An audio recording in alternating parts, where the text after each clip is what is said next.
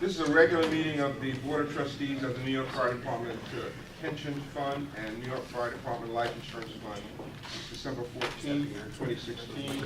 It is now 20 minutes after 10. We're at Fire Department Headquarters, 9 Metro Tech, Brooklyn, New York, room 8S7. Could we have a roll call of trustees? Mr. John Adler. I am here, thank you. Miss Susanna Vickers. Here. Mr. Philip Duke. Here? Mr. James Levin. Here. Mr. Gerard Fitzgerald. Eric Bischoff sitting for Gerard Fitzgerald. Mr. Ali Brown. Here. Mr. John Kelly. Present. Mr. Jack Hilty. Here. Mr. John Farina. Here. Mr. Paul Burrow. Here. Mr. Thomas Phelan. Here. Commissioner Douglas White. Here.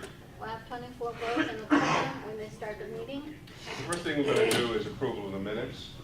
The regular meeting for November 18th, 2016. So moved. Second.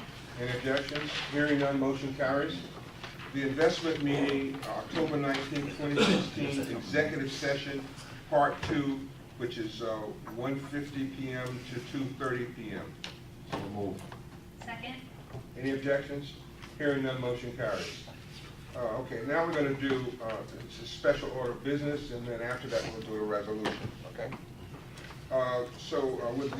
With Marks and maybe you can move up. Let's see. Could you move up a little bit so they get to the table?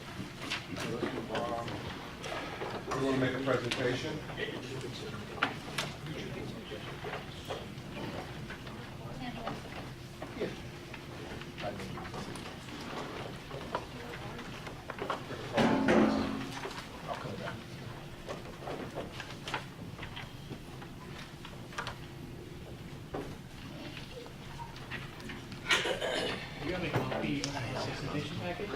Do you all have this report? We're going to distribute it. It's being distributed now, I'm sorry.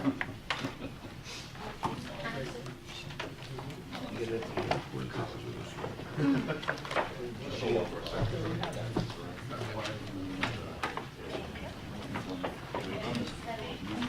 I sent you that last night. I said, you didn't.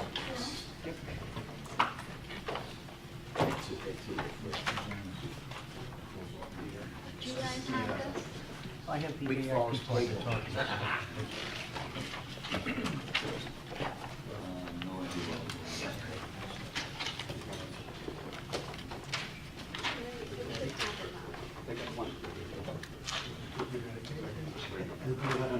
Okay, everybody has a report now. I would like, in terms of special presentation, for you both to identify yourselves for the record, and then you just go and make your presentation. Good morning, everyone. Good morning. My name is Joseph Kankson, and I'm the lead partner on the pension audit this year. We have a team of 15 people worked on this audit. A couple of them are here. I would like to introduce them first. Richard Nathan is the technology partner. We did a lot of work in the technology area. He will talk about that a little later. And Michael Kaplan, who is a director of the firm, is the overall supervisor of the audit. And Roseanne Bowen is a senior manager, and she did the fieldwork supervision.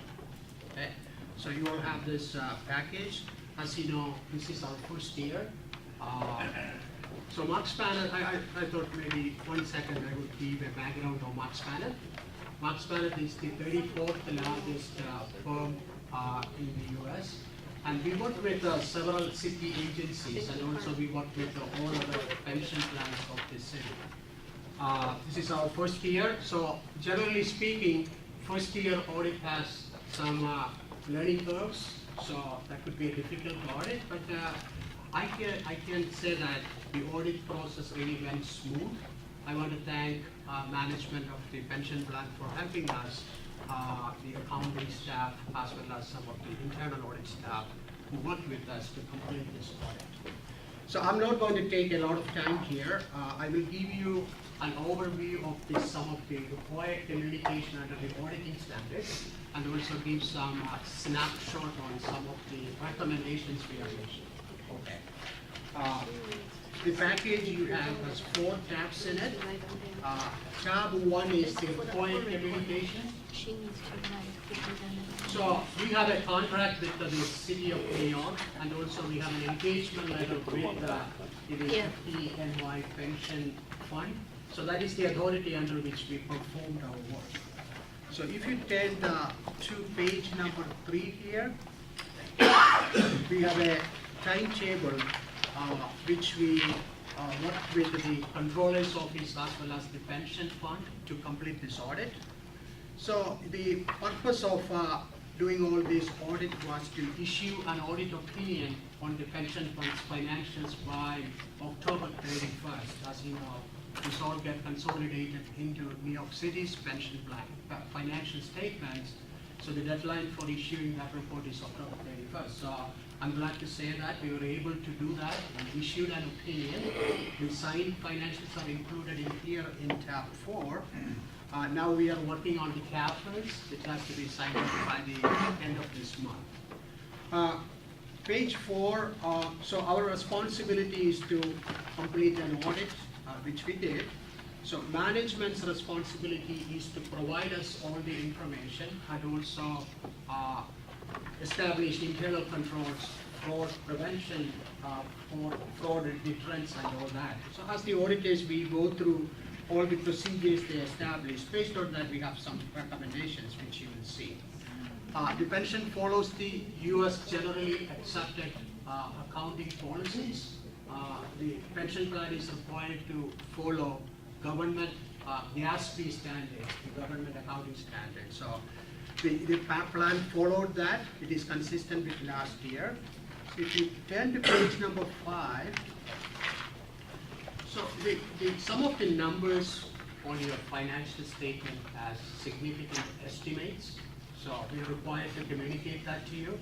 So the 2 items we think that we should communicate is the actuaries' assumptions. So the pension liability number is calculated based on some assumptions. What is the future rate of return on the investment, or the life expectancy of the participants and all that. A lot of details, but I am not going to go through all of that. So as you may know, this year we actually changed the mortality table, which is used to calculate the life expectancy. Because of that, the total contribution actually went up a little bit. So as the auditors, our job is to see whether all these estimates make sense, based on what is happening in the marketplace and what is done by other pension plans. So that's our conclusion. All these estimates are reasonable. Then the pension investments has around 15% alternative investments. So the valuation of that investment has some estimates. You cannot find the value of the alternative investment in newspaper.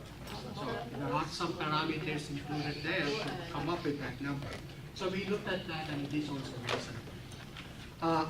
There were no audit adjustments as a result of our audit, and we didn't have any difficulties during the audit. The audit was completed timely. Then as far as the internal control, we spent a lot of time in that area, just the check and balances on transactions and various processes and cycles. So our conclusion is that the plan has the fund has a reasonable internal controls in place. No material weakness in the system, no significant deficiencies. These are some technical language when you have some deficiencies in internal control. This is how it is expressed. You don't have any of those bad stuff. Our conclusion is that you have a reasonably good internal controls in place. Then there are some other new accounting pronouncements which is going to affect the system in the future is included here. Then management signed off on a representation letter. If you look at 2 pages after page 7, these are the this is a representation given by management to us. It is signed by Albert Connolly, the pension director, and Maureen Dale, who is the deputy chief accountant. Okay, let me take you to tab 2 here. This is our management letter. The management letter says that there are no material weakness. This is a standard letter we give out when there are no issues with the internal control. Then, if you get to tab number 3, we have some recommendations. Again, none of these are significant deficiencies or material weakness. The way I see this is these are minor issues or suggestions for improvement. There are technology comments as well as accounting. I will go through the accounting and then technology, Richard Nathan will talk. Some compliance issues we noted. We noted that, there is a W9 which employees, I-9, which employees has to complete. That is the Internal Revenue Service documentation establishing somebody's eligibility for working in the United States. There is a requirement that should be signed by the employee and their supervisor. We saw some issues there. Really, the responsibility is for the fire department. So this letter is at this point a draft because management is still investigating some of these findings. And we know that there are some structural changes happening for the pension plan. So they are going to completely address this at a later date. So we saw some deficiencies as per the I-9, and management thinks that they still have the documentation. It's a matter of providing it to us. So if we get it, we will modify this comment or take it out based on what other documentation coming our way. Then the second comment is we saw at least in one case, the auditing is done on a sampling basis. In one case, we saw that in a contribution which is tied to the age for the tier 1 and 2, there was a difference in the contribution number. So adjustments were already made and the excess contribution made by the participant was returned. Then we have the technology comments. If you have any questions, I'd be glad to answer that. Richard is going to go through the technology comments. Okay. Good morning. So, number 3 on page 2, the protection of personally identifiable information. The pension calculation reports that go to the actuary are going by bike messenger. We thought there might be a little better way to go with that. So management has agreed with that, and they're in the process of setting up a secure file system. You're thinking like Subway Messenger? Or... Correct. I first thought it was the name of the software program at first. A walking guy. What? A walking guy. Exactly, right. The pension calculation cases that are sent to the Office of the Actuary, number 4 on page 3.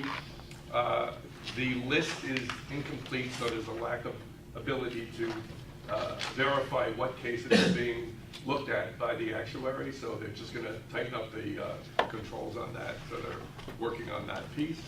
The network management system, currently using a Novell, so it doesn't have all the power of Active Directory. For those who don't know, that's the authentication system in a Windows network, so they're going to start using that.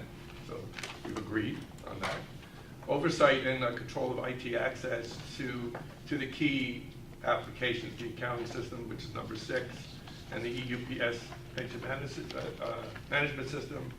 Management has agreed with that, and they've figured out who the business process owner of each of those applications are, and they will allow IT in and out as needed, which is a better way to handle that. Number 7 on page 4, account review and certification, and number 8 is really the same thing, where it's reviewing accounts, who has access to these applications, whether they're still here or they still work for the organization and they still have the proper rights. So this is a process where you recertify, you take a look at who's got access and to make sure they still have the proper access. The password management, we're just saying that not only IT and the business process owners should have access to these passwords, but also senior management in case of a disaster. You'll notice the word break glass, which is really appropriate here because of the fire department, so we're breaking the glass on the, to get the passwords in case of emergency, and then you reestablish them. So that works out very well. everybody's agreed. Data backup technology, bottom line, you're still using tapes, very old, and it's time to change. So they've agreed to use hard drives to back up, so we are in agreement with that. Data restore testing, while restores are done from time to time, it's now a methodical process, and given the level of need for these applications, both the accounting and the EUPS, we recommend that it's a structured restore process to make sure that we can actually restore the copies if needed.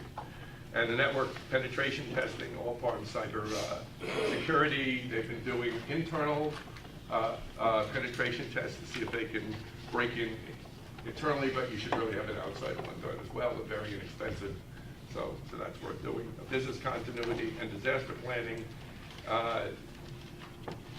So even though you have the documentation for that, you're missing a key component, which is the business impact analysis of all the resources that are needed to recover in case of a business interruption or a disaster. And the last one, we sort of had a minor disagreement on. We're saying to automate the process of sending information to the payroll people. So there's some open discussion about how to get that done. That's it for me. Can I ask a Any question? questions? Yeah. Again, totally layperson here, but think about how the backup should be done on disks instead of tapes. So these are big drives. But that's the current technology, the most up-to-date. Well, yes, the backing drives either internally, and then it goes off to a cloud, like Yeah. you said before. Cloud has its own challenges. You can have multiple disks, they're called SANs, storage area networks. You can back up through that, and then have that back up automatically to another location, whether it be in the cloud or another site. So tapes are gone for, Yeah, they're but out of I date. just thought of disks, I wanted to clear it. Yeah, no. Big floppy disk. Yeah, Right, that's it's right. not the floppy disk. Okay, we're all digging ourselves there. We only use that for nuclear missiles. I thought, yeah. Wait, was that right on And they're top? gigantic, right? Yeah. Sean, let me just say that some of this stuff is outside the purview of the actual pension unit. Some of it is being done by the department. It is related to the pension unit, and subsequently we're discussing it here, but it's not necessarily things that I can change. That's why some of the recommendations are critically important. Great, but assumably, that's not really a word, but once Sounds we good. presumably, Assumably. once we become fully operational as a corpus-funded pension fund, this will be stuff we would implement when we migrate the system from the fire department to the pension fund. A lot of it absolutely will. Some of this in this audit is related to candidate investigations and paperwork that's being signed. We'll never have a say on that, but we certainly will have the ability to reach across to the department and say, this is important to us because it's impacting us directly. So, We get you driftification. Any other questions of the auditors? I just wanted to point you to the financial statements, which is the tab 4. So the auditor's opinion is clean. That is page number 1 and 2. So this is signed, and the numbers and the not disclosure and everything you see there came from client's management.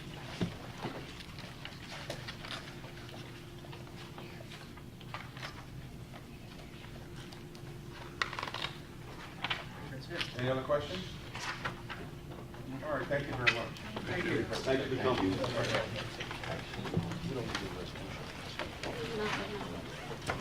Albert, Tom, thank you.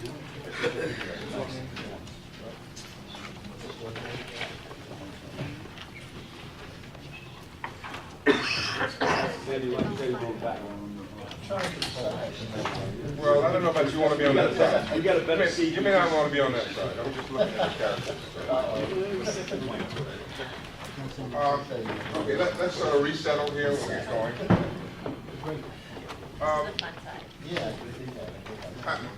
I think the first item at this point is to, is a resolution. There's a resolution that Steve requested with the proviso that you understand and the board understands of the several positions that he is requesting a resolution on. The general counsel position and all agencies has to be also signed off by Corporation Counsel. So Steve and I were on the phone talking with Corp Counsel about it in terms of that they would be part of that process. So just to know the General Counsel, that position only, that just know that ahead of time, okay? So I'm willing to entertain a resolution at this point with respect to, or a motion, I'm sorry, with respect to General Counsel, an IT person, an HR person, budget director, and 2 temps to begin the operation, and to give Steve the authority to proceed to try to hire those people. So moved. Second. Any objections? Hearing none, motion carries. Thank you. Oh, yeah, we got one. Yes. Yes. Well, I don't know, I don't want to, anybody know this, there's no relationship, so yeah. But we have a new person from Corp Counsel, her name is Amy Cassidy. Thank you. Welcome, Amy. Thank you.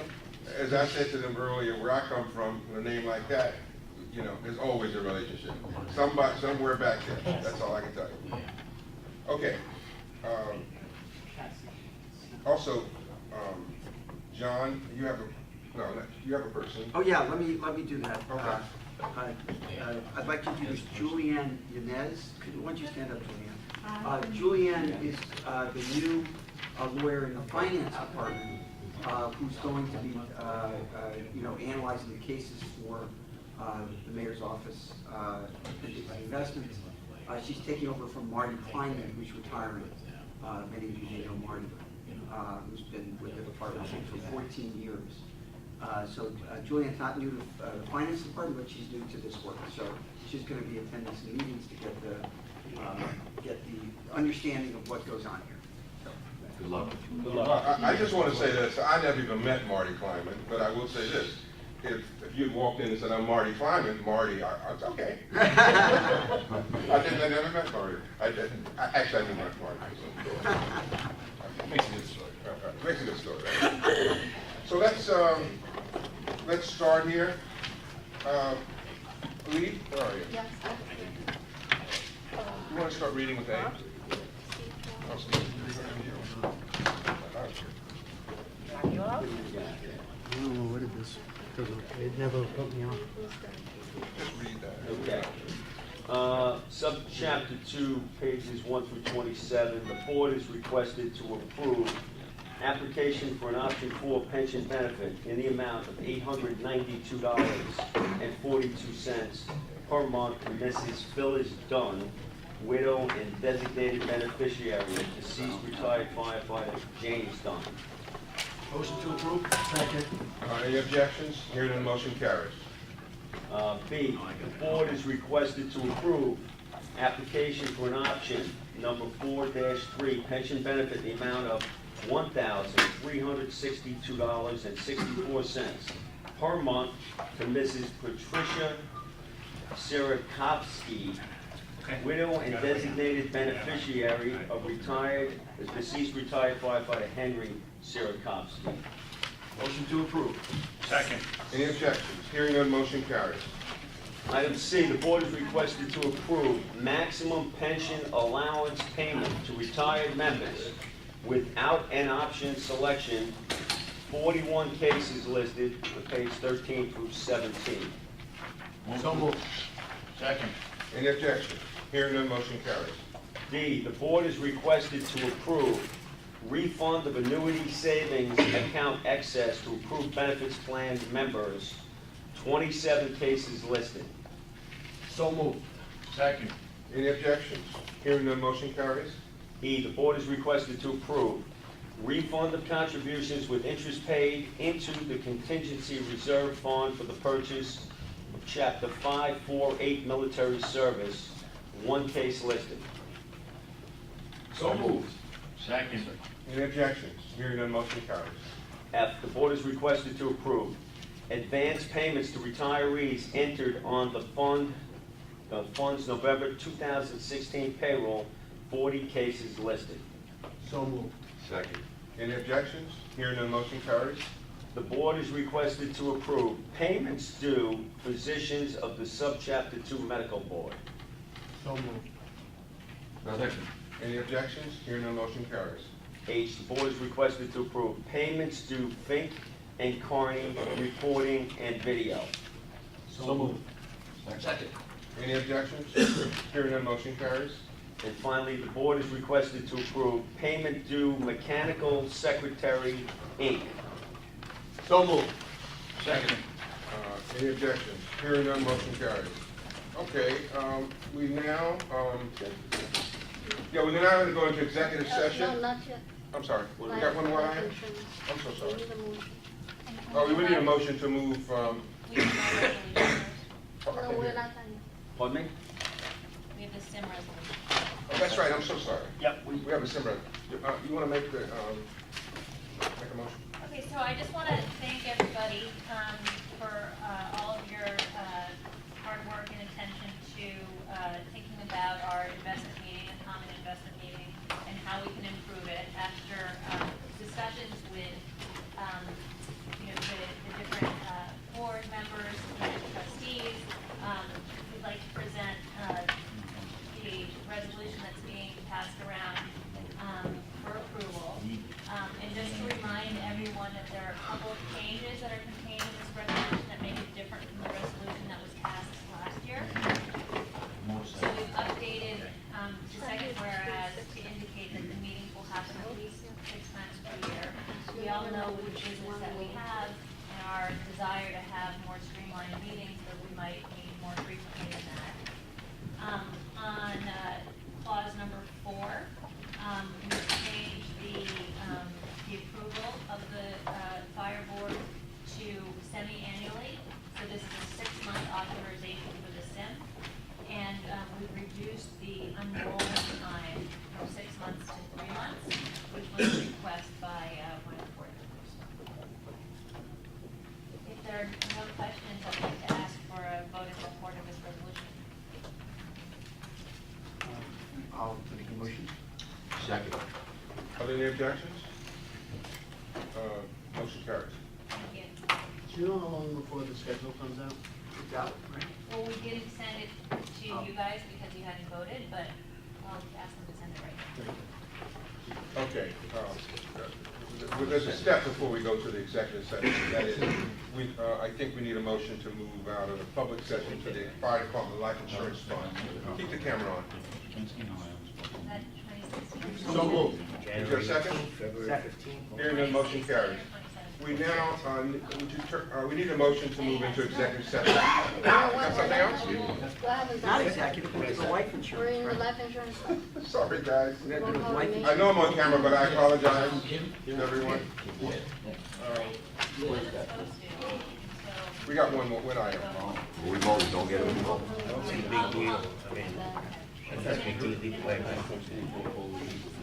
Okay, roll call, trustees, it remains the same. The board is requested to approve each application for $6,000 of life insurance benefits from the, from beneficiaries of deceased retired members, 35 cases listed.